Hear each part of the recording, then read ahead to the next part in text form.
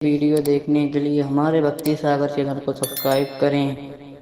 कि गौ सेवा से बहुत जल्दी शरीर पवित्र होता है, हृदय भी पवित्र होता है और गोविंद भी प्रसन्न होते हैं। यदि गाय घर में पाली जाए या गौशाला खोली जाए और गौओं की सेवा की जाए, जिनके पास अर्थ है, भाव है।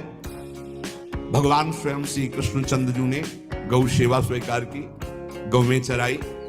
गौओं की परिक्रमा करने से, जैसे आप प्रभु के बिहारी जी के मंदिर की 4 परिक्रमा करें तो जो फल आपको मिलेगा, वही गाय की 4 परिक्रमा कर ले तो आपको प्राप्त हो जाएगा। गौ की प्रदक्षिणा से, गावः प्रदक्षिणी कार्यावंदनीया ही नित्यशः, जो रोज गाय को प्रणाम करता है और गाय की प्रदक्षिणा करता है तो भगवत प्रदक्षिणा का उसे फल प्राप्त होता है, पवित्र हो जाता है। पंचगव्य में 5 चीजें गाय की होती है: गाय का मूत्र, गाय का गोबर, गाय का दूध, गाय का दही और गाय का घी। ये 5 मिलाकर पंचगव्य पिलाया गया था। पहली बार जब वैदिक मंत्र दिया गया था तो पंचगव्य बनवाया था गुरुदेव भगवान ने संन्यास, और वो पिलाया था। ये पंचगव्य पिलाने से अपवित्रता का नाश होकर पवित्रता का संचार होता है। इसलिए धन्य है उनका जीवन जो गौ सेवा परायण है भगवत भाव से। गाय में साक्षात भगवान का भाव रखकर गौ सेवा करते हैं। गाय बंधी हो घर में, वो प्यासी है और भूखी है, तुम्हारे सुकृत नष्ट हो जाएंगे। तृषिता गौर गृहे बद्धा, यदि घर में गाय बंधी है और भूखी है और प्यासी है तो तुम्हारे सारे पुण्य नष्ट हो जाएंगे।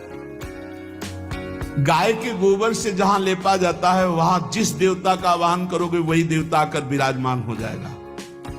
गौएं जहां विराजमान रहती, गौशाला में भजन करे तो कई गुना बढ़कर के प्राप्त होता है।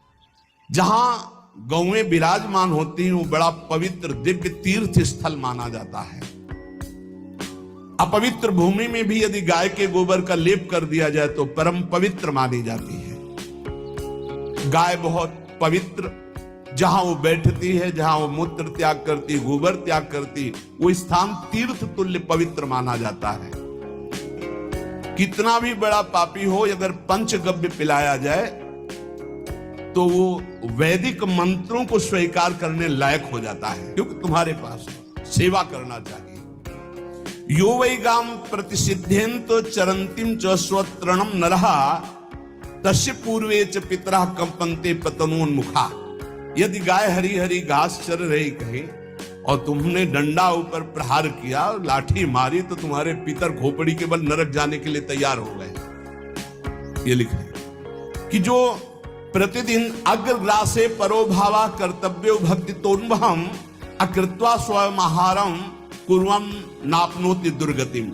जे ही तुम्हारे गृहस्थ में, घरों में पहले होता था, अब तो भगवान जाने, जे ही पहली रोटी तवा में गई तो वो निकाल करके पक्की रखी जाती थी गौ ग्रास के लिए, पहला रसोई में।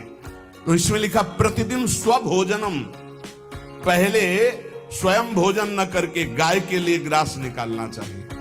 हाँ, गौ को माता की पदवी दी गई, जहां गौ को हम आराध्य देव के रूप में मानते हैं, आराधना करते हैं। गौ रक्षा, गौ सेवा, ये बहुत बड़ा इसमें छुपा हुआ है। स्वयं भगवान अवतरित होकर गौ रक्षा, जब गाय के रूप में पृथ्वी रमाती तो भगवान का अवतार हुआ है।